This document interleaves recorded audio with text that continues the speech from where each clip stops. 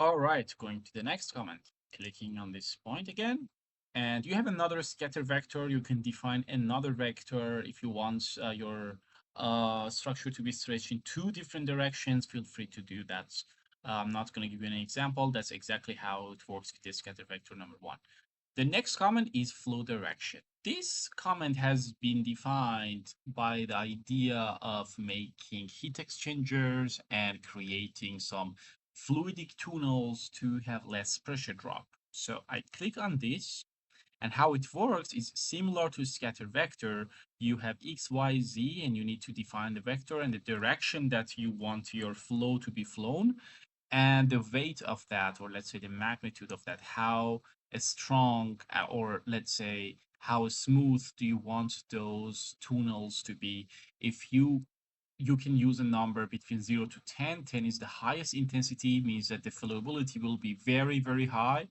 And 0 and 1 are, and 0 is the zero magnitude, and 0 is the least. So I click somewhere here. Again, I don't want to make a gradient, so I don't mind exactly where this is located.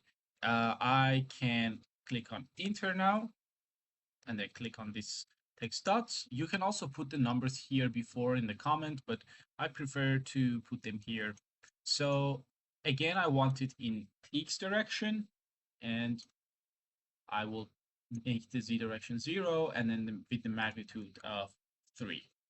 Enter. Now I have my comment here shown. Going to compute, and let's see the result together.